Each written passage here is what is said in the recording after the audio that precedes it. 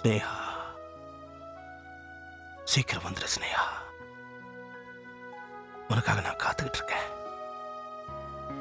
சீக்கிரம் வா.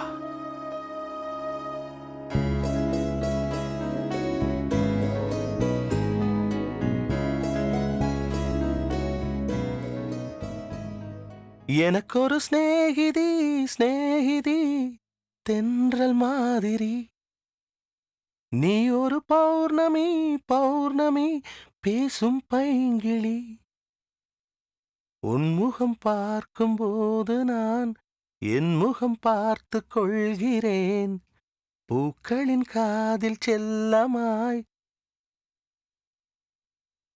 உன் பெயர் சொல்லி பார்க்கிறேன். ஸ்னேகா,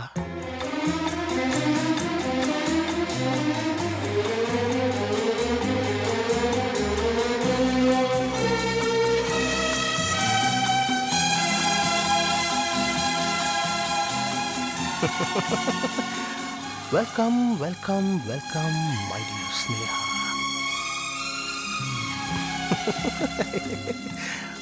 உனக்கு ஒண்ணு தெரியுமா? காதலர்களுக்கு நடுவுல இருக்கிற அன்பின் வெளிப்பாடு எதுல இருந்து ஆரம்பிக்குது தெரியுமா? முத்தத்துல இருந்துதான்.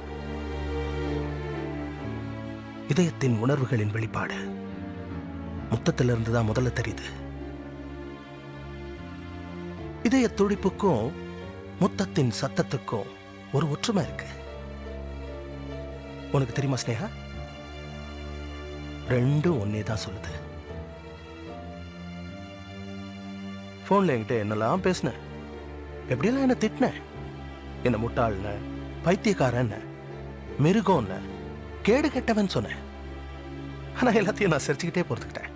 ஏன்? ஏன்னா உன் மேல இருக்கிற காதல், காதலிக்கிறேன் உன்னை. அதான் ஸ்னேகா, ஒரு மனுஷன் பூமியில பிறந்து வாழ்ந்து மறையும் போது அவனோட மனசுக்குள்ள வச்சிருக்கிற விஷயங்கள் ரெண்டே ரெண்டு தான். முதல் தோழி, முதல் காதல். எனக்கு முதல் தோழியும் நீதான், முதல் காதலியும் நீதான்.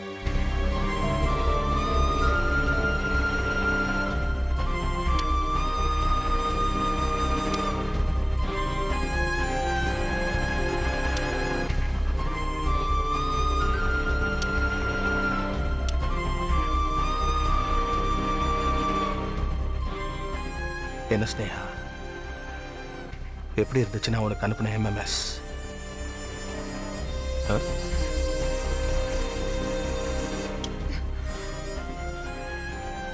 ஸ்னேகா, என்ன ஸ்னேகா?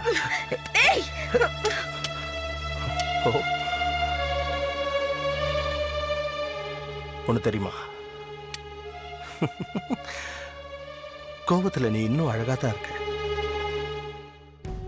இங்க பாரு ஸ்னேகா, நீ அழுதாலும் சரி, ஆவேசப்பட்டாலும் சரி, ஆத்திரப்பட்டாலும் சரி, இங்க நீ நினைக்கிற மாதிரி எதுவுமே நடக்க போறதில்ல. ஆமா, அது என்னது? அது அன்னைக்கு போற போக்குல ஜஸ்ட் லைக் தட் சொல்லிட்டு போயிட்டேன்.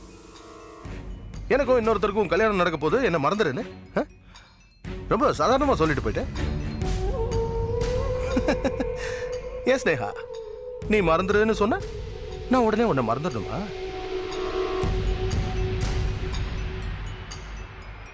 நான் கதையா இருக்கு. சின்ன வயசுல இருந்து உன்னையே நினைச்சுக்கிட்டு உனக்காக நான் உருகி உட்கார்ந்து இருப்பேனா?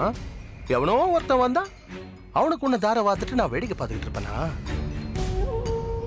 ஸ்னேகா, நீ என் மனசுலயும் கலந்திருக்க, என் உயிரோடையும் ஒன்னா கலந்திருக்க.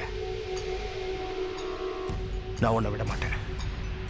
நீ என் மனசு முழுக்க நிறைஞ்சிருக்க, என் உயிரோட ஒன்னா கலந்திருக்க. உன்னை என்கிட்ட இருந்து யாராலையும் பிரிக்க முடியாது ஸ்னேகா.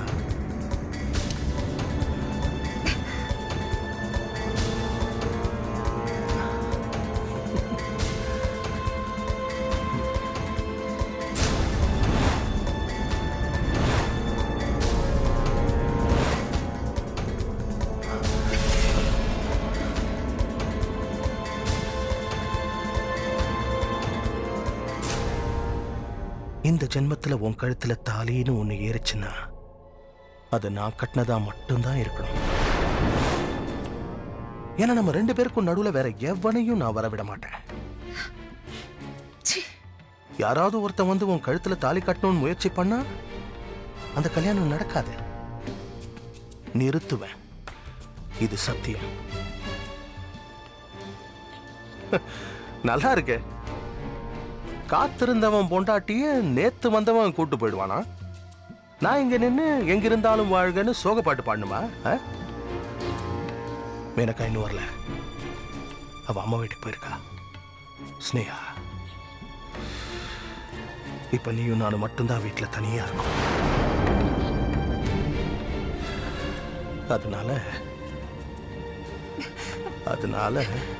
சில வேண்டாம்.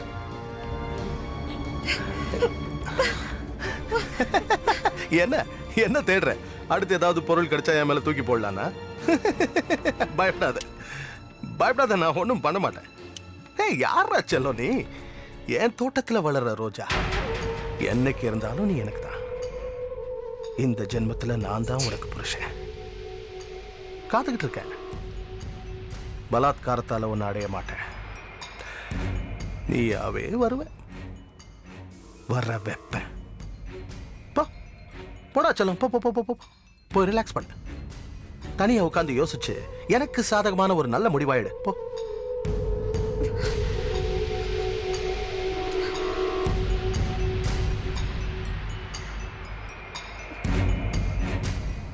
ஹேய், ஒன்னதான். போனா இங்கே நிக்கிற. கிளம்பு. போ.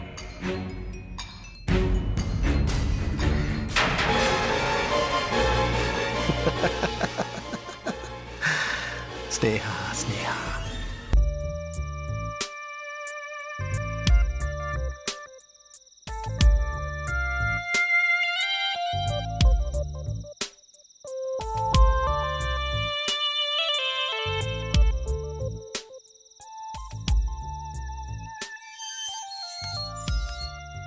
வாமா, முக்கியமான விஷயம் நேர்ல சொல்றேன்னு சொன்ன. என்னமா அது? அன்னைக்கு தேவராஜ் ஐயா வந்து நம்ம வீட்டுல பேசிட்டு போனார்ல, சத்தியமூர்த்தி பெரும் பிரச்சனை பண்ணிட்டு இருக்காரு, அத ஒரு முடிவுக்கு கொண்டு வரணும்னு சொன்னார் இல்லையா? இப்போ அது ஒரு முடிவுக்கு வந்துரும் நினைக்கிறேன். என்னமா சொல்ற நீ? தேவராஜ் ஐயா பேசும்போது பொய் சாட்சி சொன்ன முருகேசன் கிடைச்சா சத்தியமூர்த்திய கோர்ட்ல நிறுத்தி பெரியய்யாவை கொலை பண்ணதுக்கு தண்டனை வாங்கி கொடுக்கலான்னு சொன்னார் இல்லையா? ஆமா. அந்த முருகேசனுடைய அட்ரஸ் சத்தியமூர்த்தி கிட்ட இருக்கிற டைரியில இருக்கு. அம்மா, என்ன சொல்றீங்க? முருகேசனோட விலாசம் சத்தியமூர்த்தி டைரியில இருக்கா? பழம் நழுவி பால்ல விழுந்த கதையால இருக்கு. அது அவ்வளவு சுலபமா நினைச்சிடாத. ஏமா அப்படி சொல்றீங்க? இத்தனை நாள் அந்த டைரி எங்கேயோ ஒரு இடத்துல தான் இருந்திருக்கு. மொத்த கணக்கு வழக்குகளையும் காவ்யா கம்ப்யூட்டர்ல போட்டு ஒழுங்குபடுத்தணுங்கிறதுக்காக எல்லா அக்கவுண்ட்ஸ் நோட்டையும் எடுக்கும்போது இந்த டைரி கிடைச்சிருக்கு. அதுல அனாமத்தா முருகேசன் பேர் இருக்க, அவனுக்கு மாசம் பணம் அனுப்புற விவரமும் அதுல இருக்க.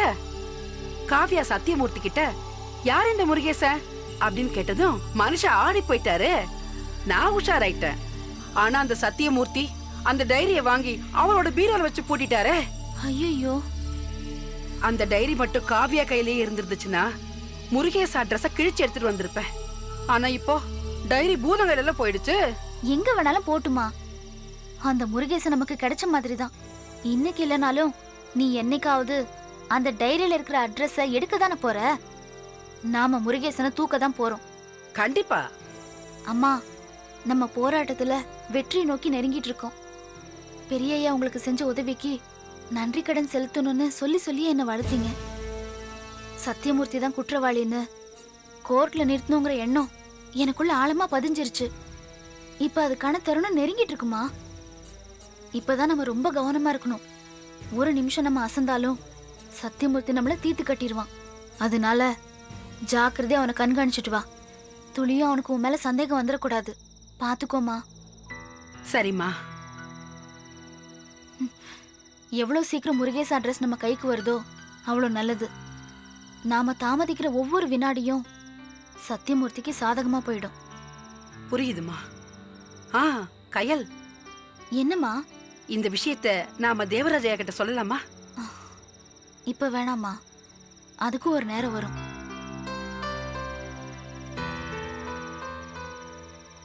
வாமா போலாம். ம்.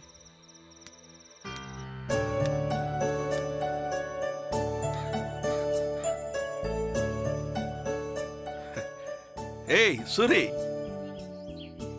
அப்பா அப்பா அப்பா, எப்படி இருக்கிற? வாமா, எப்படி இருக்கிற? நல்லா இருக்கேன். ஆமா, 2 பேரும் விளையாண்டுக்கிறீங்களே, ஸ்கூல் போலியா? இல்லப்பா ஏன்டா? அப்பா, அது வந்து ஆ. அம்மா எங்க? உள்ள இருக்காங்கப்பா. கூப்பிடு. மா, அப்பா வந்துட்டாங்க. மா, அப்பா வந்துட்டாருமா. வாயா.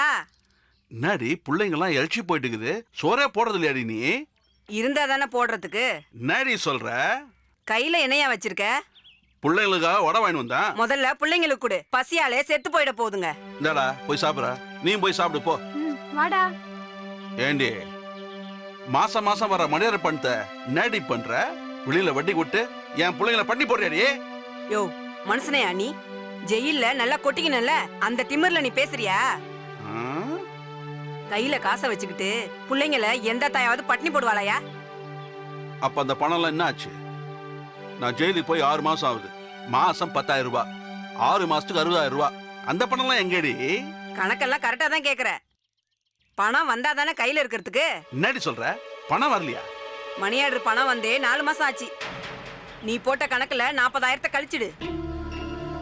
நீ ஒருத்த மண்டைய பொழுதுட்டு உள்ள போயிட்ட, அதுக்காக நான் கோர்ட்டு கேஸ்னு அலைஞ்சேன்.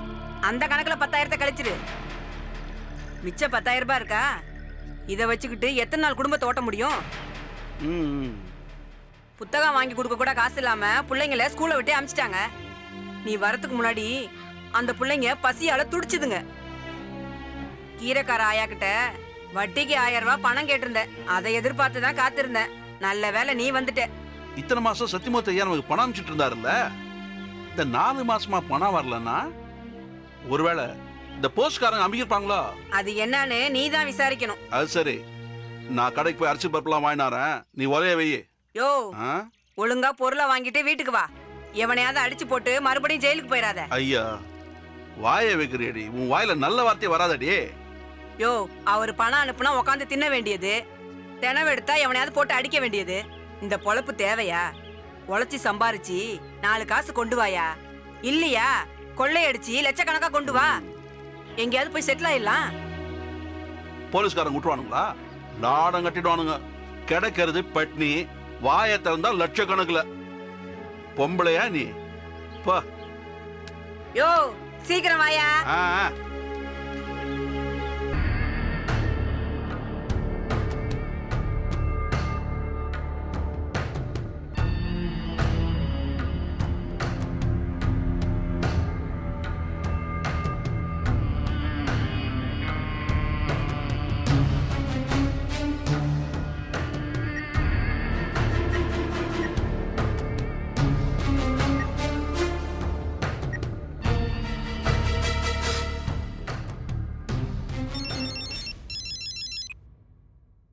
ஹலோ அப்பா. இன்னும் கிளம்பலையா? இல்லப்பா, நான் வர கொஞ்சம் லேட் ஆகும்பா. காவியா? காவியா 4 மணிக்கு கிளம்பிட்டாளேப்பா, இன்னும் வீட்டுக்கு வரலையா? வரலையே. அப்பா, வெளியில ஷாப்பிங் எங்கேயாவது போயிருப்பாப்பா, வந்துருவாப்பா. நானே காவியாக்கு ஃபோன் பண்ணி பேசுறேன்ப்பா. No no no no no, அதெல்லாம் வேண்டாம், அவ வரட்டும். சரிப்பா, ஓகே.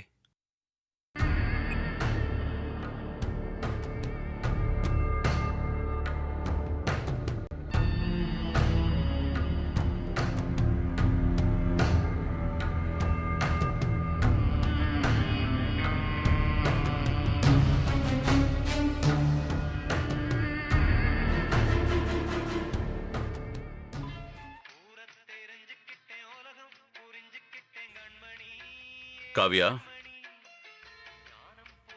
என்ன ஷாப்பிங்க்கு போயிட்டு வரியாமா? இல்ல மாமா, நான் ஷாப்பிங்க்கு போல. அருண் சொன்னானே நீ ஷாப்பிங் போயிருக்கன்னு, அதான் கேட்டேன். இல்ல மாமா, நான் போலீஸ் ஸ்டேஷனுக்கு போயிட்டு வந்தேன். போலீஸ் ஸ்டேஷனுக்கா? எதுக்குமா? ஏதாவது பிரச்சனையா?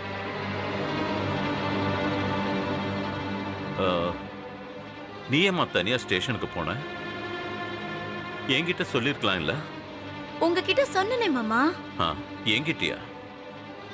எப்போ சொன்ன? யார பத்தி? தேவராஜ் மேல கம்ப்ளைண்ட் கொடுக்கணும்னு சொன்னேன். கல்யாணம் முடியட்டும்னு சொன்னீங்க. அதுக்கப்புறம் நீங்க எந்த ஸ்டெப்பும் எடுக்கல. அதனாலதான் நானே போய் கம்ப்ளைண்ட் கொடுத்துட்டு வந்தேன். இல்லம்மா, அந்த விஷயம் அதோட முடிஞ்சு போச்சு. திரும்பவும் அவன் ஏதாவது பிரச்சனை பண்ணா ஆக்ஷன் எடுக்கலாம்னு நினைச்சேன். அதனால தான் அப்படியே விட்டுட்டேன். என்ன மாமா நீங்க பேசுறீங்க? திரும்பவும் தேவராஜால என் உயிருக்கு ஆபத்து வந்தாதான் நீங்க ஆக்ஷன் எடுப்பீங்களா? நோ நோ நோ காவ்யா, நான் அந்த அர்த்தத்துல சொல்லல. நீ ஏன் அப்படி எடுத்துக்கிற? அன்னைக்கு நீயும் நானும் அவன் வீட்டுக்கு போய் சத்தம் போட்டு வந்தோம் இல்லையா? அதுக்கப்புறம் அவன் எந்த பிரச்சனையும் பண்ண மாட்டான்னு நினைச்சேன். அதனால எந்த ஆக்ஷனும் எடுக்கல. இல்ல மாமா, நீங்க வேணா அவர் விஷயத்துல அசால்ட்டா இருக்கலாம். என்னால அப்படி முடியாது.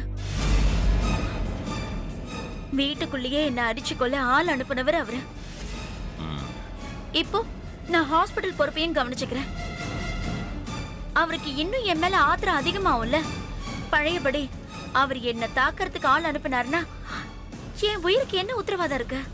ஆமாமா, ஆமா. அருண் கிட்ட சொன்னேன். அவரும் காதல போட்டுக்கல. நீங்களும் எந்த ஸ்டெப்பும் எடுக்கல. அதான் நானே ஸ்டேஷனுக்கு போய் கம்ப்ளைண்ட் கொடுத்துட்டு வரேன். அதுக்கு இல்லம்மா, நீ என்கிட்ட ஒரு வார்த்தை சொல்லிருக்கலாமே.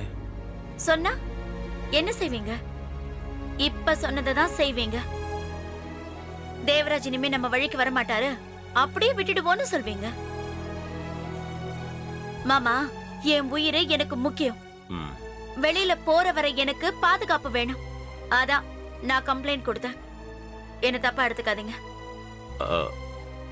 இல்லம்மா, அது ஒண்ணும் இல்லம்மா, தப்பா எடுத்துக்கல. சரி, எந்த ஸ்டேஷன்ல கம்ப்ளைண்ட் கொடுத்த? எது கேக்குறீங்க? ஒன்னும் இல்ல, அந்த விஷயமா நாளைக்கு ஏதாவது விசாரிக்க வருவாங்க இல்லையா? அதனால தெரிஞ்சுக்கலாமேன்னு எந்த ஸ்டேஷன் கேட்டேன். G6 தோப்பு காலனி ஸ்டேஷன் மாமா. சரிம்மா, சரி, நீ போமா. நான் உங்களுக்கு சாப்பாடு ரெடியா இருக்கான்னு பாக்குறேன். வாங்க. சரி.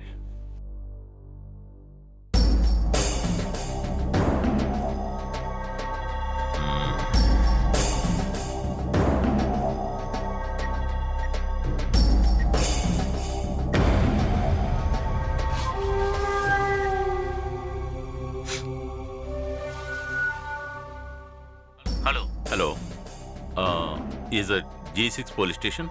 ஆமாம் சார். நீங்கள்? நான் அட்வொகேட் சத்யமூர்த்தி பேசுகிறேன். சொல்லுங்க சார். நம்ம இன்ஸ்பெக்டர் இருக்காருங்களா? நான் இன்ஸ்பெக்டர் மணிவேல் தான் சார் பேசுகிறேன். சத்யமூர்த்தி சார், சொல்லுங்க, என்ன விஷயம்? நல்லா இருக்கீங்களா இன்ஸ்பெக்டர் சார்? நல்லா இருக்கேன் சார், சொல்லுங்க சார். ஒன்றும் இல்லை, என் டாக்டர் இன் லா காவ்யா உங்கள் ஸ்டேஷனில் ஏதாவது கம்ப்ளைண்ட் கொடுத்தாங்களா? ஆமாம் சார், தேவராஜ்ங்கிற ஒரு பேரில் கம்ப்ளைண்ட் கொடுத்துருக்காங்க. ப்ளீஸ் இன்ஸ்பெக்டர், அவசரப்பட்டு என்ன கன்சல்ட் பண்ணாம ஏதோ ஒரு எமோஷனல்ல கம்ப்ளைண்ட் கொடுத்துட்டாங்க. அந்த கம்ப்ளைண்ட் மேல நீங்க எந்த ஆக்ஷனும் எடுக்க வேண்டாம். ப்ளீஸ் இன்ஸ்பெக்டர், அதை இக்னோர் பண்ணிடுங்க. அப்போ ஸ்டேஷனுக்கு வந்து நீங்களே அந்த கம்ப்ளைண்ட்டை வாபஸ் வாங்கிக்கோங்க. Okay inspector, okay okay.